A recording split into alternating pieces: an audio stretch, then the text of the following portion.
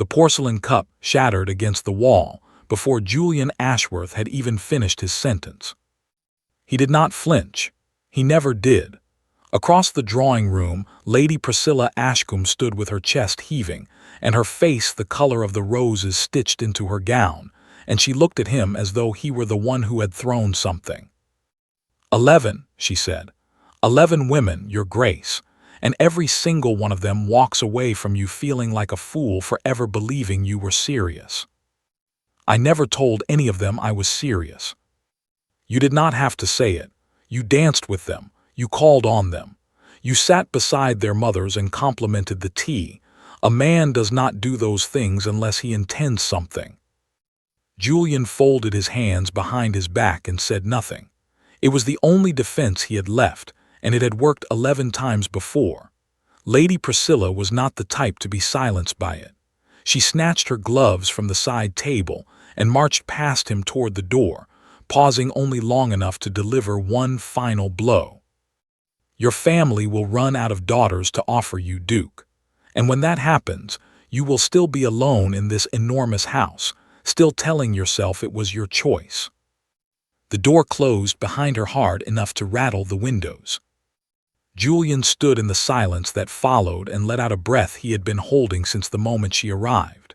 He looked down at the shards of porcelain scattered across the rug and did not call for a servant to clean them. He wanted, for just a moment, to look at the mess he had made of another woman's mourning and feel something close to guilt. He felt only relief. That was the part he could never explain to anyone.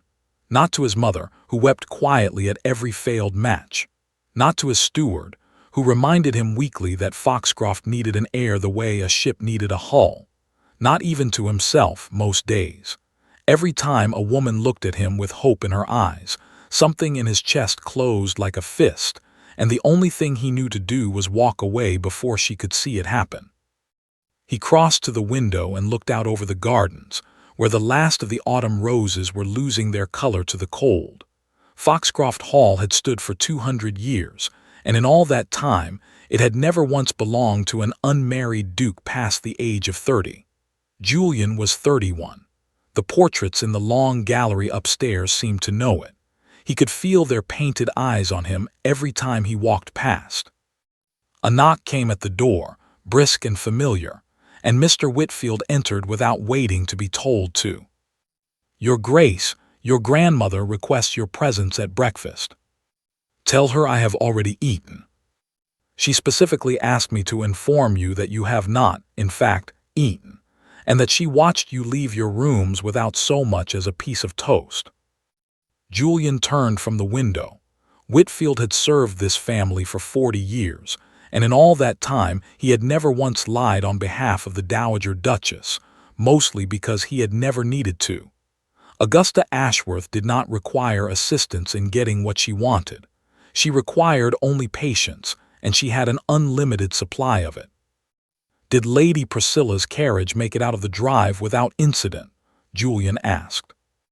It did, Your Grace, though I believe several of the stable boys are placing wagers on how long it will take before the next young lady arrives in tears. Tell them not to bother. There will not be another young lady. Whitfield's expression did not change, which was, in itself, a kind of answer. Julian followed him out of the drawing room and down the long corridor toward the breakfast room, past the portraits of ancestors who had married sensibly and produced heirs without any of this trouble. He tried not to look at them. He always looked at them anyway. Augusta was already seated when he entered, straight-backed in her chair despite her 72 years, a newspaper folded neatly beside her plate. She did not look up when he sat down across from her. I heard the cup, she said. It was an accident. Cups do not throw themselves at walls, Julian. No, but they do occasionally get thrown by women who arrive expecting a proposal and leave with nothing but the truth. Augusta finally looked at him, and there was something in her pale blue eyes that made the back of his neck go cold. It was the look she gave him whenever she had already made up her mind about something, and was simply waiting for the right moment to inform him of it. You have refused 11 women in 3 years, she said. You are keeping count. Someone must, you certainly are not. A young woman entered the room carrying a silver tray, and Julian glanced at her the way he glanced at every servant in the house, which was to say briefly, and without much thought. She set a fresh pot of tea beside his grandmother's elbow, refilled the older woman's cup without being asked, and stepped back toward the sideboard with the quiet efficiency of someone who had done this exact task 1,000 times before. He noticed distantly that her hands did not shake the way most new servants' hands shook around him. He noticed nothing else. He had no reason to. I have decided, Augusta said, that I am done waiting for you to choose. Julian set down his fork. Grandmother, you have had 3 years and 11 opportunities, and you have wasted every single one of them on your own stubbornness. I am 72 years old, Julian. I do not have the patience to watch you waste a 12th. You cannot choose a wife for me. I already have. The words landed in the room like the porcelain cup had landed against the wall, sudden and final and impossible to take back. Julian felt something cold settle low in his stomach. You have done what? The arrangements have been made. The papers are drawn. Your mother has already been informed, and she is, for the first time in 3 years, sleeping soundly at night. Grandmother, you cannot simply. I can, and I have. The Foxcroft title requires an heir, and you have made it abundantly clear that you cannot be trusted to secure one on your own. I have found a woman of good character, sound judgment, and a temperament that will not shatter the first time you try to run from her. The engagement will be announced within the fortnight. Julian stood so quickly his chair scraped hard against the floor. I will not marry a woman I have never met. You have met her. I have not. You have met her every day for the past 2 years, Julian. You simply never bothered to look at her. He stared at his grandmother, waiting for the joke, waiting for the moment she would laugh and admit this was some elaborate test of his patience. She did not laugh. Augusta Ashworth had never once in her life said something she did not mean, and the certainty in her eyes told him this was no exception. Who, he said slowly, is she? Augusta did not answer with words. She simply turned her head toward the sideboard, where the young woman with the tea tray still stood, watching the two of them with an expression Julian could not quite read. It was not surprise. Surprise would have suggested she did not already know exactly what was happening in this room. Julian, Augusta said, this is Eleanor Vance, my companion these past 2 years and as of this morning your intended bride. For a long moment, nobody in the room moved. The clock on the mantel ticked on, indifferent to the fact that Julian Ashworth, 7th Duke of Foxcroft, had just been informed he was engaged to a woman whose face he could not have described a minute before, despite having passed her in these halls nearly every day since she arrived. Eleanor set down the teapot with careful precision, as though the sound of it touching the table might be the thing that finally broke whatever tension had gathered in the room. She did not look away from him. That, more than anything, was what struck him. Every other woman who had ever stood in this house hoping to become his wife had looked at the floor, or at his grandmother, or anywhere but directly at him. Eleanor Vance looked him straight in the eye, and there was no hope in her expression at all. There was something closer to resignation, and beneath that, something sharper he could not yet name.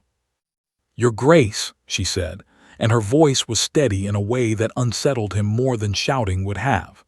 I understand this is a surprise. A surprise.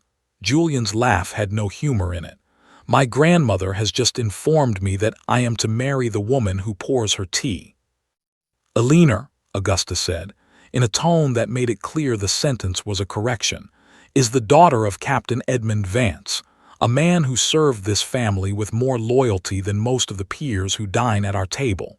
She is well-read, sharp-tongued when she needs to be, and entirely unimpressed by titles, which I have come to believe is the only quality that might actually do you some good. I do not need to be humbled by a companion, Grandmother.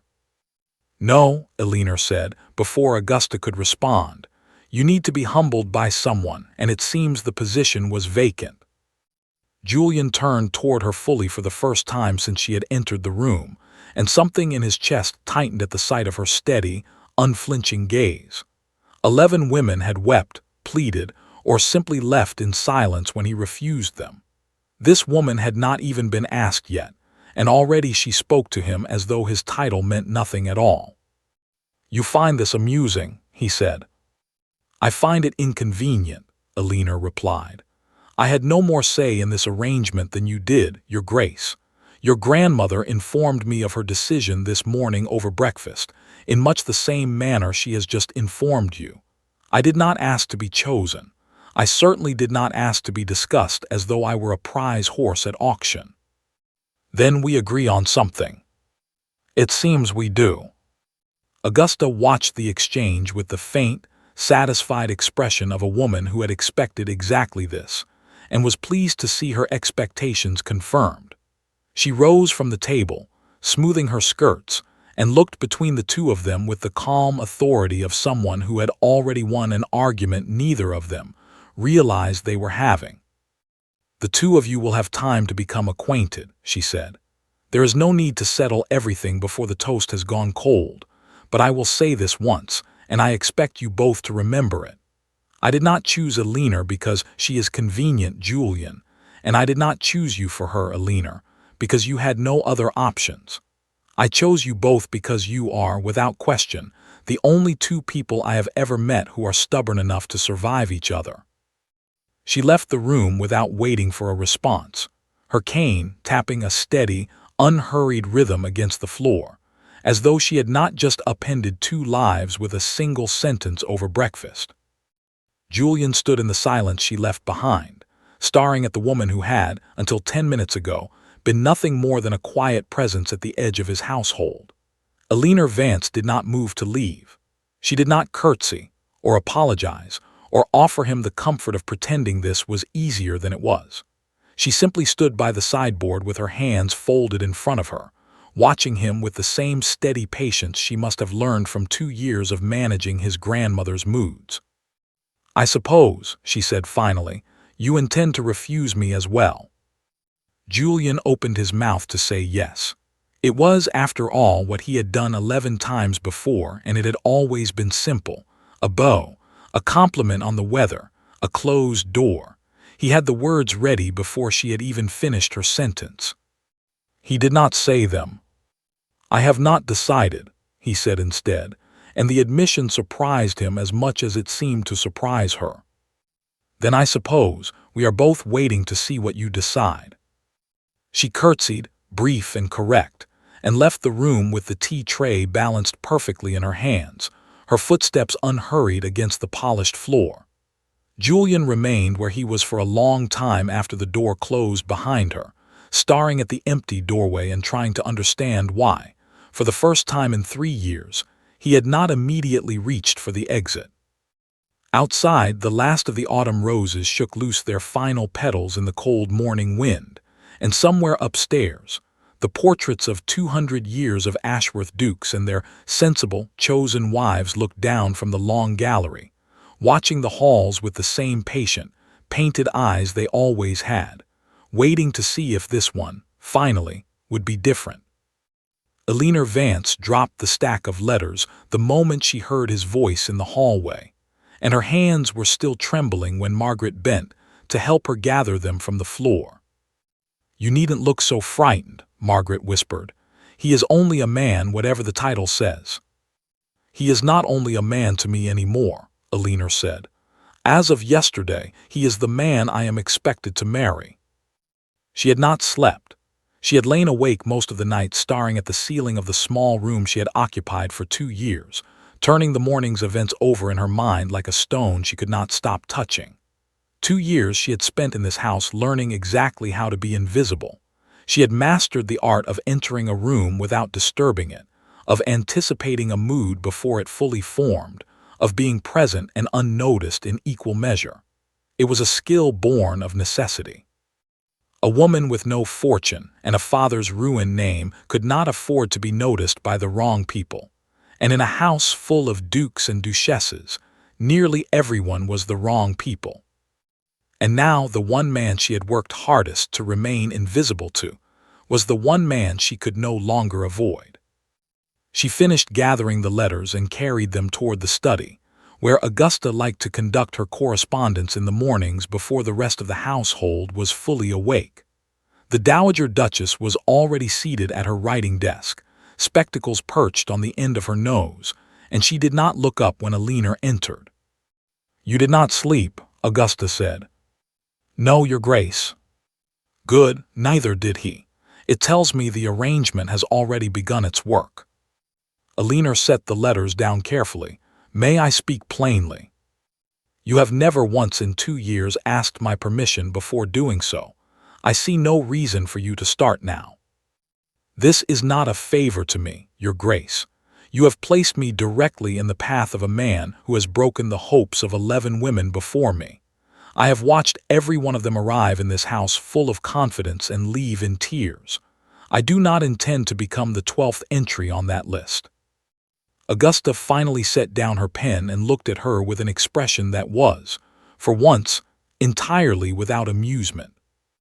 "You will not become the 12th entry," she said, "because you are nothing like the other 11. Those women wanted the title.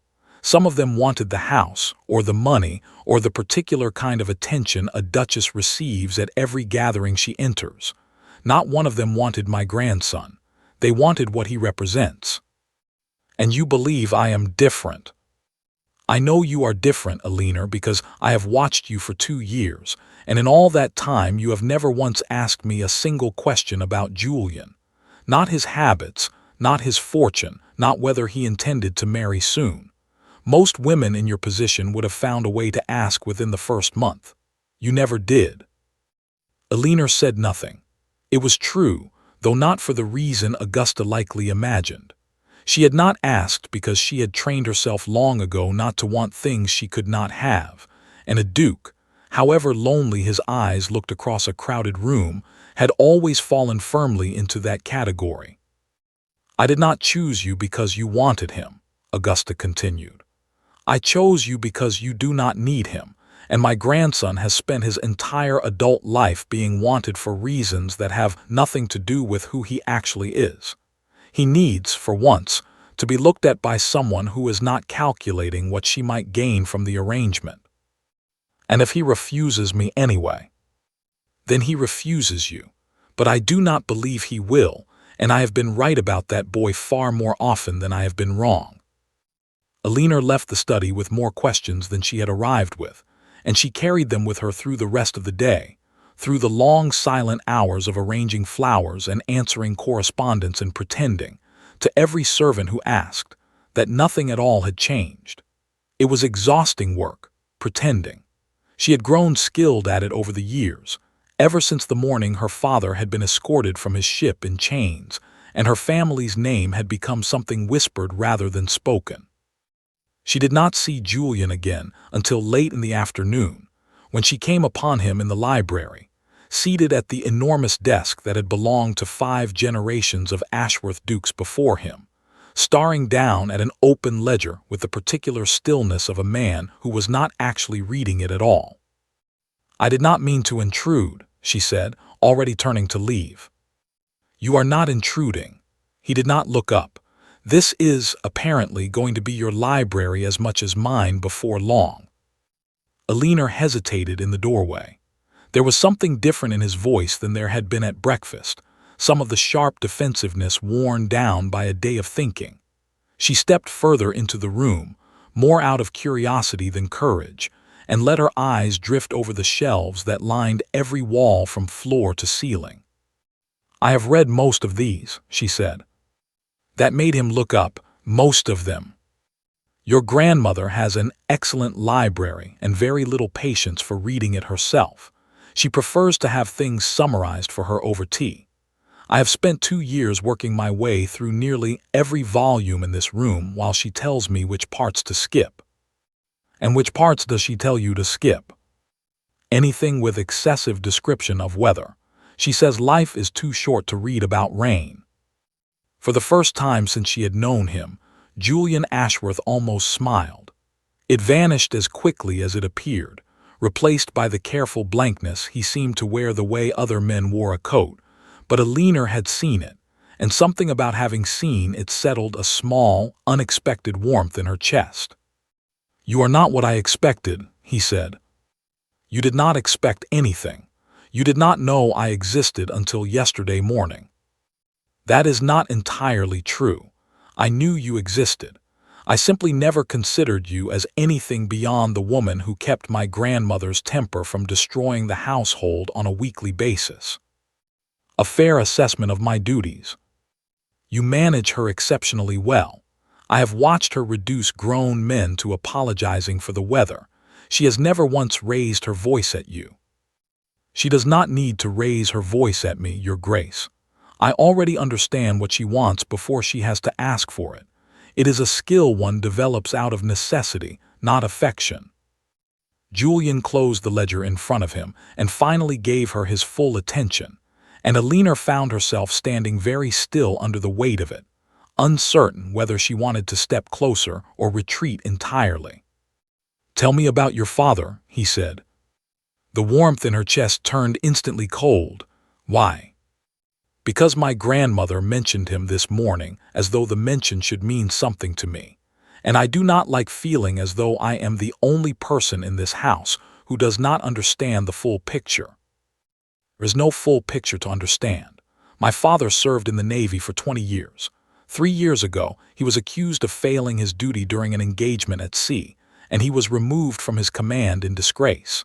He died the following winter, and my mother followed him less than a year later, and I was left with a name that closes doors rather than opening them. Your grandmother took me in as her companion when no other household in London would have me. That is the entire picture, Your Grace. I do not enjoy discussing it, and I would ask that you not raise it again." She had not meant to say so much. The words had come faster than she intended, sharper too, and she watched Julian's expression carefully, waiting for the polite retreat she had seen him perform 11 times over the past 3 years. She braced herself for it. She had already decided she would rather see it now, quickly, than be surprised by it later.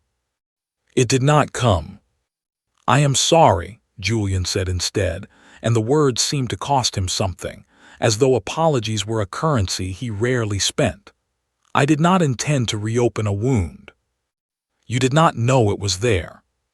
"No, but I asked anyway, and that is on me, not you." Alina studied him for a long moment, trying to reconcile this quiet, careful man with the cold figure Lady Priscilla had described so bitterly the day before, the one who left 11 women in tears without so much as a backward glance. She could not quite make the two versions fit together, and the effort of trying left her feeling strangely unsettled. "May I ask you something in return?" she said. "You may." "Why do you refuse them? All of them? Lady Priscilla said you have never once given a woman a reason. You simply retreat every time before things can go any further." Julian was quiet for a long moment, his fingers resting against the closed cover of the ledger, and when he finally spoke, his voice had none of its earlier sharpness. "Because every one of them looked at me the way you are looking at me right now," he said. "As though I were a puzzle they intended to solve for their own benefit. I grew tired of being solved." "I am not trying to solve you." "No, you are trying to survive me.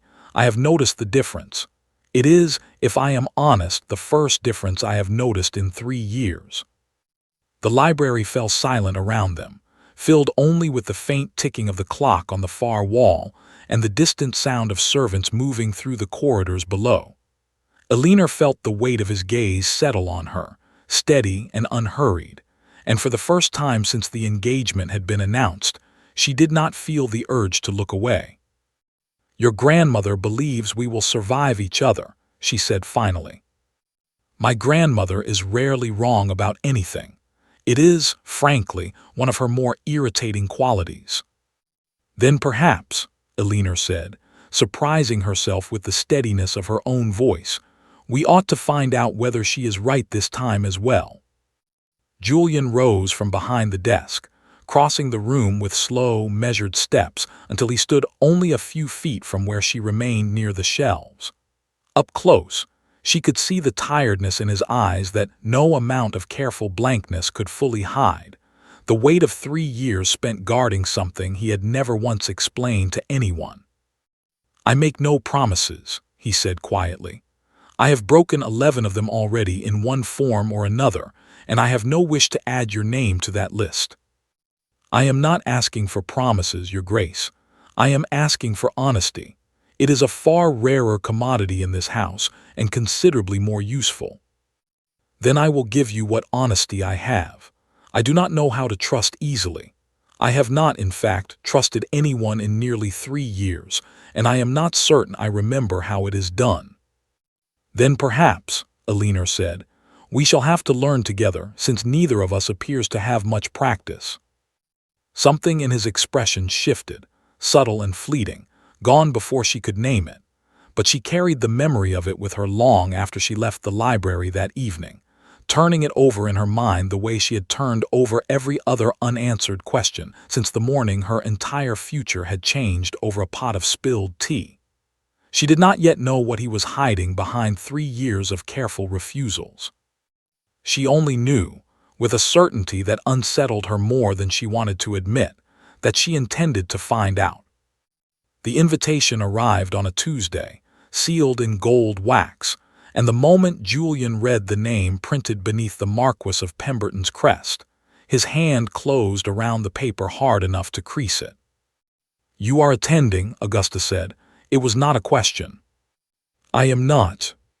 "You are, Julian, because refusing an invitation from the Marquis of Pemberton after 3 years of avoiding every gathering the man hosts will draw far more attention than simply appearing and behaving like a duke who has nothing to hide." "I have nothing to hide." "Then you will have no difficulty standing in the same ballroom as his wife." Julian set the invitation down on the breakfast table with more force than the moment required, and across from him, Alina watched the exchange with the quiet attentiveness she had brought to every meal since the engagement had been announced 2 weeks earlier. She had learned in that time to read the small signs of tension in his face before he spoke a single word, and she read one now, sharp and sudden, gone as quickly as it appeared. "Whose wife?" she asked, once Augusta had left the room satisfied that her point had been made. "It does not matter." "It clearly matters a great deal, given the state of that invitation." Julian did not answer immediately. He rose from the table and walked to the window, the same window he had stood at the morning Lady Priscilla's cup had shattered against the wall, and Alina found herself wondering how many mornings he had spent exactly like this, staring out at gardens he did not seem to see. "Her name is Charlotte," he said finally. "She was at one time going to be my wife." Alina set down her fork carefully. "What happened?" "What happens to most engagements that involve a duke with mounting debts and a woman who discovers, partway through the courtship, that his fortune is considerably less impressive than his title. She found a marquis with fewer obligations and a fuller treasury, and she married him 4 months after breaking things off with me. I received the news in a letter, 2 paragraphs. She did not even have the decency to tell me in person." "I am sorry." "Do not be. It was, in the end, an act of mercy I did not appreciate at the time. It saved me from marrying a woman who valued my accounts more than my company." His voice was flat, controlled, but Alina caught the tightness beneath it, the same tightness she had seen in his hands around the invitation. "It also taught me a lesson I have not forgotten since." "Which is?" "That a woman's yes means very little until you understand precisely what she is saying yes to." Alina felt the weight of the words settle over her, and she understood, finally, the shape of the wound Augusta had referenced weeks earlier, the reason behind 11 refusals delivered with a bow and a comment on the weather. It was not indifference that drove him to retreat from every woman who approached him. It was fear, careful and well hidden, that history intended to repeat itself. "I am not marrying you for your fortune," she said quietly. "I did not even know the extent of it until this conversation." "I know." He turned from the window, and something in his expression had softened, just slightly, at the edges. "That is precisely why this is more difficult than I expected it to be." The ball took place a week later in a grand house on the edge of London that Alina had only ever seen from the outside, its windows blazing with candlelight, its gardens lined with lanterns that turned the darkness gold. She stood beside Julian in a gown Augusta had insisted on commissioning for the occasion, deep green silk that felt foreign against her skin after 2 years of plain companions' dresses, and she felt every eye in the ballroom turn toward them the moment they were announced. "They are starring," she murmured. "They have been waiting 3 years for a reason to stare at me again. Do not give them the satisfaction of looking uncomfortable about it." "I am not uncomfortable. I am simply unused to being looked at as though I matter." Julian glanced down at her, and for a moment the crowded ballroom seemed to fade into something smaller and quieter, just the two of them standing at the edge of a room full of strangers who had already decided what they thought of her before she had said a single word. "You matter," he said, low enough that only she could hear it. "Whatever else happens tonight, remember that I said so before anyone in this room had the chance to tell you otherwise." She did not have time to respond before a woman approached from across the ballroom, moving with the easy confidence of someone who had never once doubted her welcome in any room she entered. She was beautiful in the way expensive things were beautiful, polished and precise, and Alina understood, before a single introduction was made, exactly who she was looking at. "Julian," Charlotte said, her voice carrying just enough for the nearest guests to hear. "How long it has been." "Charlotte," his tone was carefully even, "you look well. Marriage agrees with me. I trust it will agree with you as well once you finally commit to it." Her gaze slid toward Alina, assessing, cool. "And this must be the companion I have heard so much about." "Alina Vance," Alina said before Julian could answer for her, "soon to be Duchess of Foxcroft." Something flickered across Charlotte's face, quick and unflattering, gone before it could fully form into an expression. How resourceful of Augusta, choosing a bride who comes with no fortune to lose and no family to protect her interests. I imagine that simplifies negotiations considerably. "It simplifies a great many things," Alina said. "Chief among them, I find I have very little interest in a man's accounts and considerably more interest in his character. It seems to be an uncommon approach in circles such as these, though I cannot imagine why." The words landed with quiet precision, and Alina watched Charlotte's composure falter for just a moment before the practiced smile returned to its place. Julian, beside her, made no attempt to hide the faint curve of his own mouth, and Charlotte noticed it, and something in her expression hardened. "I wish you every happiness," Charlotte said, in the tone of someone who wished exactly the opposite. "I do hope you understand what you are inheriting, my dear. Foxcroft's debts were considerable when I knew him. I would hate for you to discover them only after the wedding, as I very nearly did myself."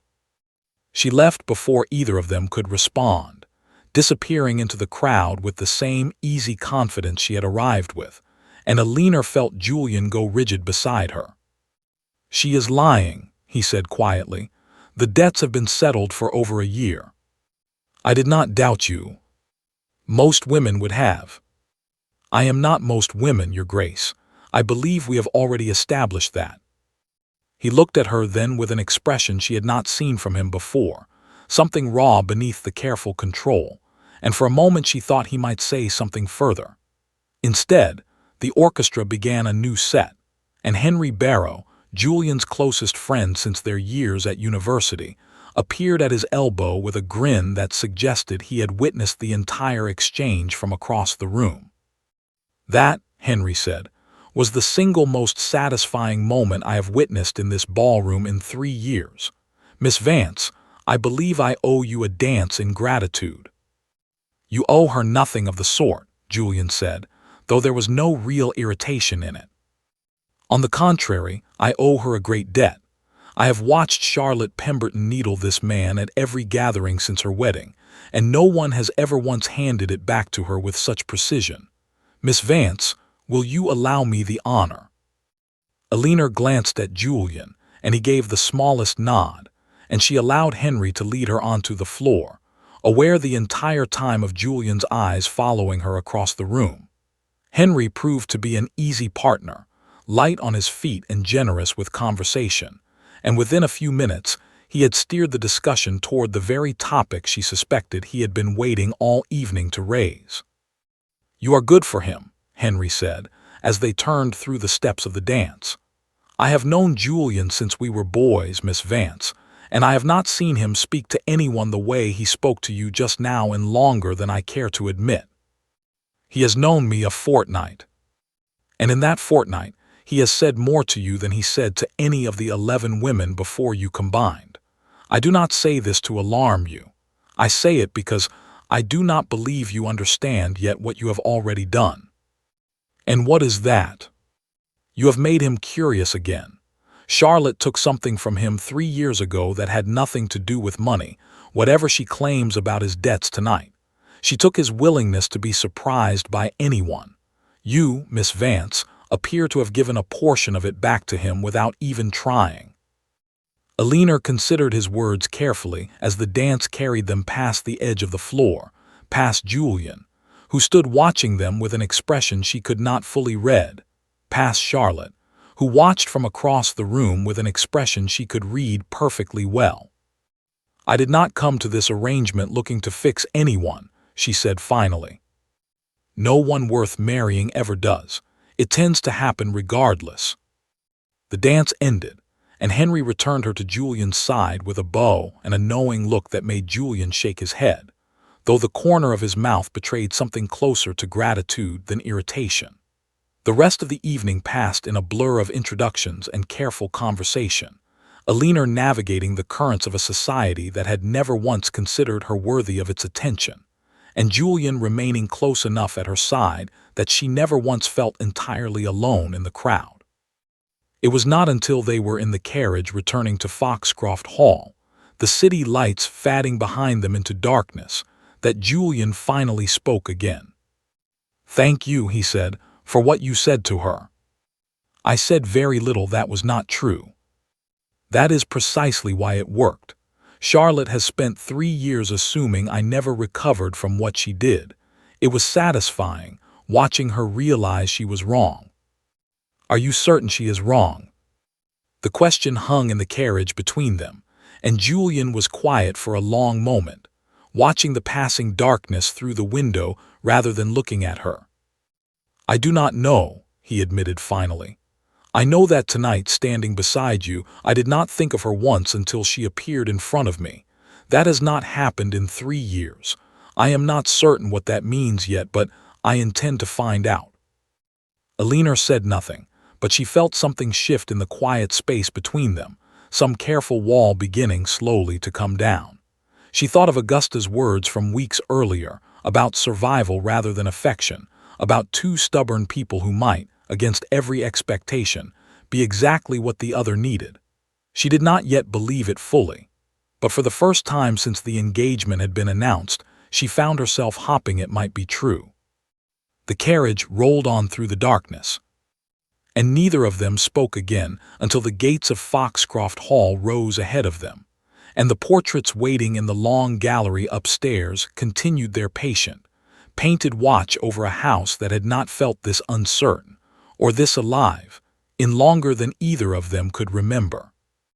The newspaper hit the breakfast table with a sound like a slap, and Julian's face had already gone pale before Elinor finished reading the headline upside down from across the room.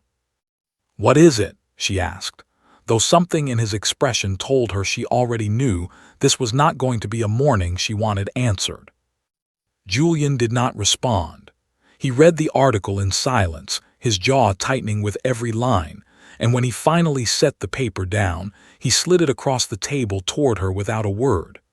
Elinor picked it up, and the moment she saw her father's name printed beneath a bold headline, her stomach turned to ice. Disgraced naval officer's daughter to marry Duke of Foxcroft. The truth behind Captain Vance's court-martial.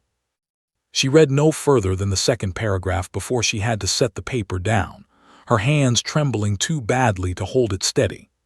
The article laid out, in cruel and exacting detail, every accusation that had ever been leveled against her father, presented not as history, but as fresh scandal, freshly relevant now that his daughter stood on the edge of becoming a duchess. It painted him not as a man who had followed orders in an impossible situation, but as a coward who had abandoned his post and left men to die rather than face the consequences of his own failure. "This is not true," Elinor said, her voice barely above a whisper. "None of this is true. My father followed the orders he was given. He was made to answer for a decision that was never his to make." "I know. Do you?" She looked up at him, and something in his face made the ice in her stomach spread further. He was not looking at her the way he had looked at her in the carriage 2 weeks earlier, or in the library, or across the ballroom while Charlotte tried and failed to unsettle her composure. He was looking at her the way she imagined he had looked at 11 other women, right before the bow, right before the door closed. "Julian, I need time to think." "Time to think about what?" "About whether my father's reputation makes me unfit to stand beside you. About whether the whispers in that ballroom 2 weeks ago will grow louder now that they have something real to attach to my name, instead of merely my lack of fortune." "That is not what I said." "It is exactly what your face is saying, whatever your mouth chooses to leave out." Elinor stood, and her voice, which had begun as a whisper, rose now with a fury she had not allowed herself to feel in 3 years. "I told you my father's story the very first day you asked. I told you plainly, and you apologized for asking, and I believed, foolishly, that meant you understood exactly what you were agreeing to when you did not send me away that morning." "I did understand it." "Then why are you looking at me as though someone has just handed you a reason to run?" Julian said nothing, and the silence stretched between them, heavy and unbearable, and Elinor felt something inside her that had been carefully, cautiously opening over the past 3 weeks begin, slowly and painfully, to close again. "I have watched you do this 11 times, she said quietly. "I told myself I would be different. I told myself that whatever this was between us, it was built on something sturdier than what those other women had. I see now that I was simply the 12th woman foolish enough to believe it." "Elinor, do not." She held up a hand, and to her own surprise it did not shake. "I have spent 3 years watching people decide, the moment they learn my father's name, exactly what kind of woman I must be. I have grown very skilled at recognizing the look on their faces in the half-second before they say something polite and untrue. I am looking at that exact expression on your face right now, Your Grace, and I find I have no patience left to pretend otherwise." She left the room before he could respond, her footsteps steady despite the storm rising in her chest, and she did not stop walking until she reached the small room she had occupied for 2 years, the same room she had lain awake in the night the engagement was first announced, wondering whether she would survive becoming a duchess. She had not, in all her wondering, considered that she might instead need to survive becoming nothing at all, again, the way she had become nothing the moment her father's court-martial was announced 3 years earlier. She pulled her trunk from beneath the bed and began, methodically, to fold the few dresses that had been hers before Augusta commissioned finer ones. The green silk from the ball she left hanging in the wardrobe. It did not belong to the woman she was about to become again. Augusta found her an hour later, folding the second of her plain companions' dresses into the trunk with hands that had finally begun to shake. "You are leaving," Augusta said. It was not a question, it rarely was with her. "I do not see what other choice I have. Your grandson has made his position quite clear." "Has he?" Augusta crossed the room slowly, her cane tapping its familiar rhythm against the floor, and lowered herself into the chair beside the window with the careful deliberation of a woman whose joints had earned the right to move slowly. "Tell me exactly what he said." "He said he needed time to think. And for that, you have decided to pack a trunk and disappear before he has finished thinking anything at all." Eleanor's hand stilled over the dress she was folding. "You did not see his face, Your Grace. I have seen that expression 11 times before, on 11 women who left this house in tears. I have simply decided to spare myself the tears." "You have decided, in other words, to run before he has the chance to." "I am not running. I am recognizing the truth before it can wound me further." Augusta was quiet for a long moment, watching her with the same pale blue eyes that had studied her so carefully 2 years earlier, when a grieving young woman with a ruined name had arrived at Foxcroft Hall with nothing but a single letter of introduction and nowhere else to go. "Do you know," Augusta said finally, "that in 30 years of marriage, my husband never once apologized to me for anything. Not for his temper, not for his long absences, not for the years he spent more devoted to this estate than to the woman managing his household. I loved him regardless, because it was simply the way of men in his generation, and I told myself it was enough. I do not see what this has to do with. Julian is not his grandfather. Whatever fear you saw on his face this morning, I promise you it was not the same fear that lived behind my husband's silence for 30 years. That boy has spent 3 years running from anyone who reminded him, even slightly, of a woman who once chose his fortune over his heart. He has never, in all that time, come back to apologize to a single one of them." Eleanor looked up sharply. "Then you agree he has already made his choice?" "I agree that he has never come back before. I did not say he would not come back this time." Augusta rose from the chair, steadying herself against her cane, and looked down at the half-packed trunk with an expression that was, for the first time in 2 years, not entirely certain. "You have known my grandson for 3 weeks, Eleanor. I have known him for 31 years. I have watched him build walls around every soft part of himself since the day Charlotte's letter arrived, and I have watched every single person in his life accept those walls as permanent, myself included, until you walked into this house and simply refused to accept anything he told you without questioning it first. That has clearly not been enough. It has been more than enough. It has been enough to make him ride out this very morning, not toward his club, not toward the solitude he usually seeks when something wounds him, but toward the naval offices in the city, where I understand he intends to demand access to records that have been sealed since your father's court-martial 3 years ago." Eleanor went very still. "What?" "He left an hour ago, Eleanor, while you were up here folding dresses and deciding he had already abandoned you. He did not come to me for permission. He did not come to you for comfort. He rode out alone, in the middle of a rainstorm, because for the first time in 3 years, he had something worth fighting for and could not bring himself to sit still while he decided how to fight for it." Eleanor sank slowly onto the edge of the bed, the half-folded dress still clutched in her hands, and felt the fury that had carried her through the morning drain away, leaving something far more fragile in its place. "I told him not to look at me the way the others looked at me," she said quietly.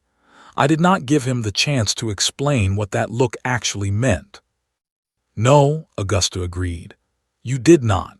But I suspect, if you are willing to unpack that trunk and wait a few hours longer, you may yet have the chance to hear it explained properly." Eleanor looked down at the dress in her hands, the plain gray wool that had defined her existence for 3 years before Augusta's household had briefly convinced her she might be allowed something finer. She thought of Julian's face across the breakfast table, the pallor that had crossed it the moment he read her father's name, printed beside accusations that had already destroyed one family, and now threatened to destroy the fragile thing growing between the two of them. She had read fear in that face. She had not considered, until this moment, that the fear might not have been fear of her at all. Slowly, carefully, she set the dress back into the wardrobe rather than the trunk, and turned to look at Augusta with an expression caught somewhere between hope and dread. "How long until he returns?" she asked. "I do not know," Augusta admitted. "But I have learned in 31 years of knowing that boy that when he finally decides to fight for something, he does not do it halfway. Whatever he finds in those naval records, Elena, I do not believe he intends to return to this house without it." Outside, the rain continued to fall against the windows of Foxcroft Hall, steady and unrelenting, and somewhere across the city, Julian Ashworth rode through the storm with a fury and a purpose he had not felt in 3 long years, chasing down the one piece of proof that might, finally, undo the damage a single morning newspaper had threatened to cause. Julian pounded on the door of the Naval Records office until a clerk finally appeared, half-dressed and clearly irritated at being disturbed before the office had officially opened. "Your Grace," the clerk said, recognizing him immediately, the irritation vanishing into something closer to alarm. "We do not typically open until—" "I need access to the court-martial records of Captain Edmund Vance," Julian said, water dripping from his coat onto the floor of the entrance hall. "The engagement records from 3 years past, all of them." "Those files are sealed, Your Grace. I would need authorization from—" "I am a duke standing in your entrance hall at 7 o'clock in the morning in the middle of a rainstorm. Tell me precisely whose authorization you believe outranks that." The clerk hesitated only a moment longer before disappearing into the back offices, and Julian paced the small entrance hall while he waited, his mind racing through every possibility of what he might find. He had spent the entire ride into the city turning Elena's words over in his head, the fury in her voice, the accusation that he had looked at her the way he had looked at 11 other women right before he retreated. She had not been wrong about the fear on his face. She had been entirely wrong about its cause. He had not been afraid of her father's disgrace. He had been afraid, in the single terrible moment he read that headline, that history intended to repeat itself in the cruelest way imaginable, that the very thing he had finally allowed himself to want would be stripped from him publicly, the way Charlotte had stripped away his confidence 3 years earlier. It was not Elena he distrusted. It was the world's ability to take good things away from him before he had learned to hold onto them properly. He should have said as much at the breakfast table instead of falling silent. He understood that now, standing in a damp entrance hall waiting for records that might or might not change anything at all. The clerk returned nearly an hour later, carrying a thick folder tied with string, his expression carefully neutral in the way of a man who had clearly read something inside it that he did not wish to discuss openly. "The full engagement records, Your Grace, as you requested." Julian took the folder and did not wait to leave the building before opening it, standing in the entrance hall with rain still dripping from his coat, scanning page after page of naval correspondence, official orders, and testimony taken from officers who had served alongside Captain Vance during the engagement that ended his career.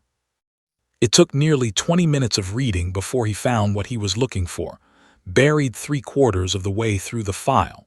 A set of direct orders bearing the signature of an admiral who had, according to the file's own records, died less than a year after the court-martial concluded.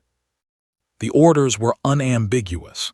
Captain Vance had been instructed in writing to withdraw his vessel from the engagement in order to protect 3 merchant ships under his escort, a decision that had, according to every subsequent report, saved dozens of lives at the cost of the naval victory his superiors had wanted instead.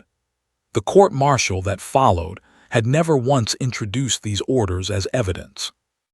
They had been buried, deliberately, by an admiralty more concerned with protecting the reputation of a failed campaign than with protecting the truth about the man who had made the only sound decision available to him. Julian's hands were shaking by the time he closed the folder, though not from the cold rain still clinging to his coat. "I need copies of these documents," he said, "today, and I need to know whether the admiral who issued this order left any family who might corroborate it." His son serves as a captain currently stationed at Portsmouth, Your Grace. I believe he would be willing to speak on the matter, given the circumstances. Then send word to Portsmouth immediately. Tell him a duke requires his testimony, and tell him I will make it worth the journey." By the time Julian arrived back at Foxcroft Hall, the rain had finally begun to ease, and he carried the folder into the house pressed tightly beneath his coat to keep it from the last of the wet. Whitfield met him in the entrance hall with an expression that suggested he already knew, somehow, exactly what the morning had contained. "Miss Vance is in the drawing room, Your Grace.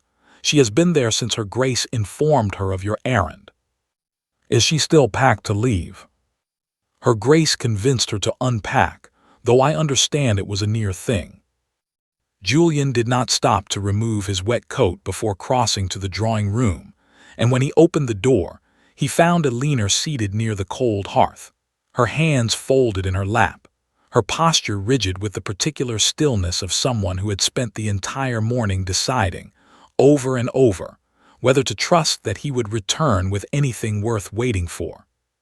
She looked up when he entered, and something in her face was carefully guarded, the same steady composure she had worn the very first morning he met her properly, when she had stood by the sideboard and refused to look away from him despite having every reason to.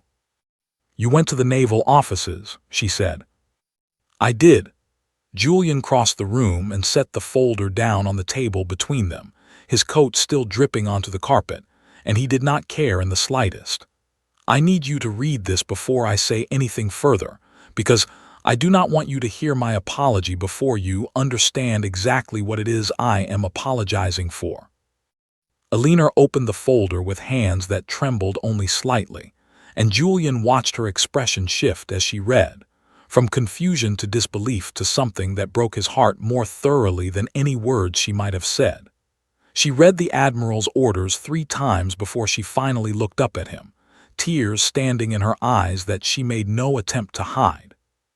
"This proves it," she whispered. "This proves he did nothing wrong. He saved those men.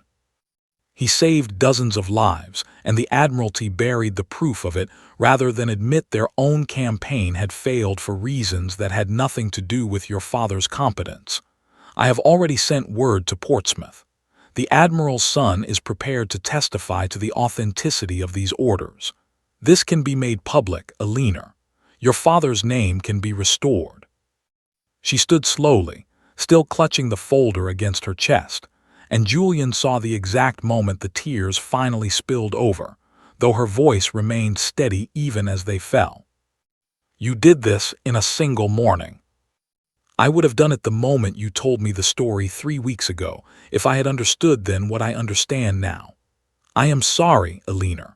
I am sorry for the expression you saw on my face this morning, because you were right about what it meant, though you were wrong about its cause. I was not afraid of your father's name. I was afraid that I had finally found something worth keeping, and that the world was about to take it from me exactly the way it took everything else I have ever allowed myself to want. You should have said that instead of falling silent. I know. I have spent 3 years perfecting the art of falling silent instead of speaking honestly, and it is a poor habit to try and break in the span of a single terrible morning. I am asking you now to give me the chance to break it properly, over the course of considerably more mornings than that."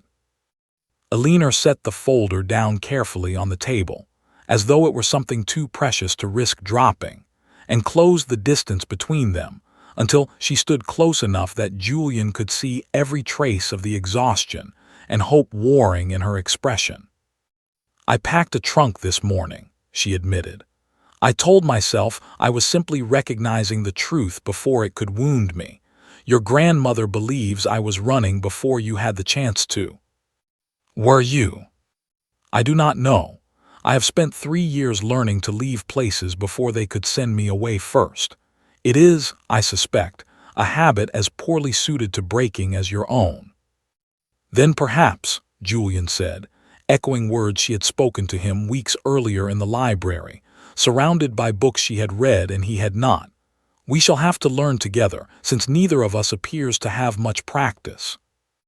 Alina's laugh came out somewhere between a sob and genuine amusement, and Julian reached for her hand, uncertain, for the first time in years, whether the gesture would be welcomed. She did not pull away. She laced her fingers through his instead, and the simple weight of her hand in his settled something in his chest that had been unsettled for 3 long years. "I do not offer you a fortune," he said quietly. "My grandmother has likely told you as much already. I offer you a title that comes with considerable responsibility and very little glamour beneath the surface of it. I offer you a household that will require managing, tenants who will require attention, and a husband who is still learning how to say the honest thing instead of the safe one. You forgot to mention the 11 women who came before me." "I did not forget. I simply did not think it necessary to remind you, given that you have already spent 3 weeks reminding me of them yourself." "Fair enough." Alina's expression grew serious again, and she looked up at him with an openness he had not seen from her before, not even in the library, not even in the carriage after the ball. "I do not offer you a fortune either, Julian. I offer you a name that has only just begun to be restored, and a companion's habits that may take considerably longer to unlearn than 3 weeks would suggest." "I do not want a fortune, Alina. I have had fortune offered to me 11 times, and every single time it came attached to conditions I could not bring myself to accept. I want, if you will still have me, precisely what you have already given me without trying. Someone who looks at me and sees a man rather than a title, and who tells me the truth even when it is considerably less comfortable than a polite lie would be." Alina was quiet for a long moment, studying his face with the same careful attention she had brought to every interaction between them since the morning this had all begun. And then, slowly, she nodded. "Then I will have you," she said, "on the condition that you never again fall silent when an honest word would serve us both considerably better." "I accept the condition. And on the further condition that if you ever again look at me the way you looked at me this morning, you will explain yourself before I have the chance to pack a single dress." "I accept that condition as well, though I hope never to need to honor it." She smiled then, fully, for the first time since the newspaper had landed on the breakfast table that morning, and Julian felt something in his chest loosen that had been tight for 3 long years, ever since a letter arrived containing only 2 paragraphs and no explanation at all. He had spent 3 years believing himself unsuited to trust, and it had taken a companion with no fortune and a ruined family name to prove him wrong, not through grand gestures or careful courtship, but through simple, unflinching honesty delivered without a single moment of hesitation. Augusta found them still standing together in the drawing room nearly an hour later, hands clasped, the folder of naval records resting on the table beside them, and she surveyed the scene with the particular satisfaction of a woman who had, once again, been entirely correct about something everyone else had doubted. "I take it," she said, "that the engagement remains intact." "It does," Julian said, "though I suspect I have you to thank for choosing a woman stubborn enough to make me work for it." "I chose her because she was stubborn enough to make you work for it, Julian. I told you as much 3 weeks ago, and you did not believe me then either." Augusta crossed to the window, looking out at the gardens where the rain had finally cleared, leaving the last of the season's roses glistening in the returning sunlight. "The 2 of you will announce your father's restoration alongside your wedding, Alina. Let all of London learn both pieces of news together. It will make for a considerably more interesting season than anyone currently anticipates." The wedding took place 6 weeks later, in the same church where 5 generations of Ashworth dukes had married before him, and Alina walked down the aisle in green silk rather than white, the same deep color she had worn to the ball where Charlotte Pemberton had tried and failed to unsettle her composure. Julian watched her approach with an expression the portraits in the long gallery had never once seen on any of his ancestors, something unguarded and entirely without the careful blankness he had worn for 3 years like armor. Above them, in the gallery upstairs, 200 years of Ashworth dukes and their sensible, chosen wives looked down from their frames with the same patient, painted eyes they always had. And for the first time in longer than anyone in the household could remember, the house itself seemed to settle into something like peace, as though it, too, had been waiting all this time to see whether this particular duke would finally choose differently than the ones who came before him. He had, and watching Elinor smile at him from beneath the church's ancient stone arches, surrounded by a family that had once been strangers and had somehow, against every expectation, become exactly the people she needed most, Julian Ashworth understood at last that his grandmother had been right about nearly everything, and that the 12th woman had never truly been a risk at all. She had simply been the only one worth staying for,